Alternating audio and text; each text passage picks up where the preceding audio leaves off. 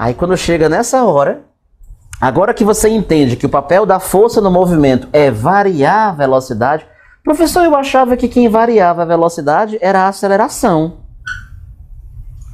A aceleração não é algo que age num corpo. Quem age num corpo é a força, né? É a força que age no corpo e varia a velocidade dele, né? A aceleração, ela só vai me dar a taxa de variação da velocidade. A gente vai falar isso mais pra frente. Se a aceleração for grande, é porque a velocidade está variando rapidamente. Se a aceleração for pequena, a velocidade está variando lentamente. Se a aceleração for zero, a velocidade não está variando. Mas o agente que varia a velocidade é a força que age no corpo. Você já viu uma aceleração agindo no corpo? A aceleração não age em ninguém. Quem age é uma força, né? Que um agente aplica no corpo, né, professor? A força é que está lá para variar a velocidade, né, Renato Brito? É. Ah, tá. Ei, e essa tal de inércia? Faz 10 minutos que o senhor disse que ia falar essa tal de inércia. Pois vamos, agora nós chegamos num ponto bom. Primeiro, o que significa essa palavra inércia? Vamos pensar assim, inerte. Professor, o menino estava inertezinho. Ele não fez nada. O que é uma pessoa inerte? Professor, meu primo foi assaltado. Levaram o tênis dele, o relógio dele, o celular dele, ficou lá inertezinho, não fez nada. O cara deu um tapa nele, levou a roupa dele, amarrou ele no poste com a corrente no pescoço e ele ficou lá. E aí, inerte é aquela pessoa, é aquela coisa que não reage, que não muda, que permanece como está, professor, que não tem reação, do jeito que ela está, ela fica. Ah, é aquela coisa que não muda, que não varia, que permanece como está. Inerte. Tipo, é por isso que o professor fala que gás nobre é aquele que é inerte, porque ele não reage, pois pronto. Gás nobre, inerte, aquele que não reage. Tem a ver? Tem.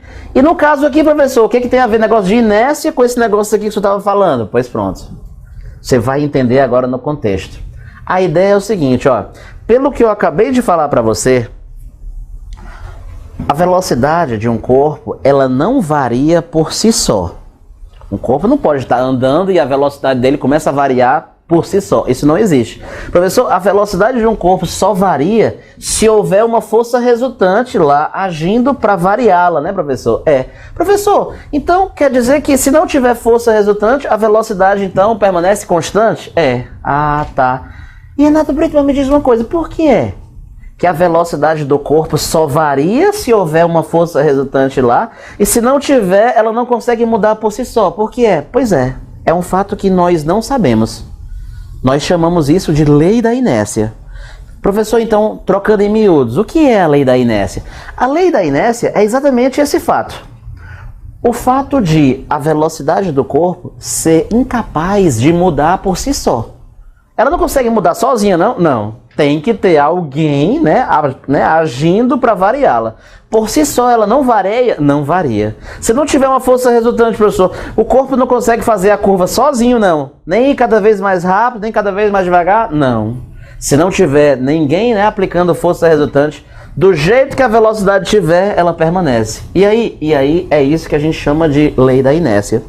Por que é que a velocidade do corpo não consegue variar por si só? Por que é, professor, que precisa ter uma força resultante lá em jogo para variar essa velocidade? Essa é uma das coisas que nós não sabemos. Mas nós simplesmente chamamos isso de lei da inércia.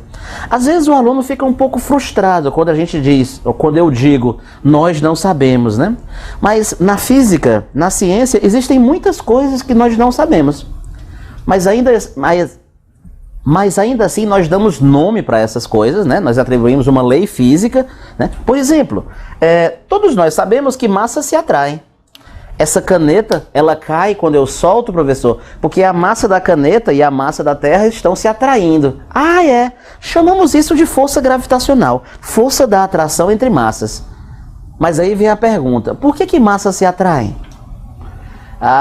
Por causa da lei da gravidade. É muito legal, é o nome que deram para essa lei, né? Mas a pergunta continua.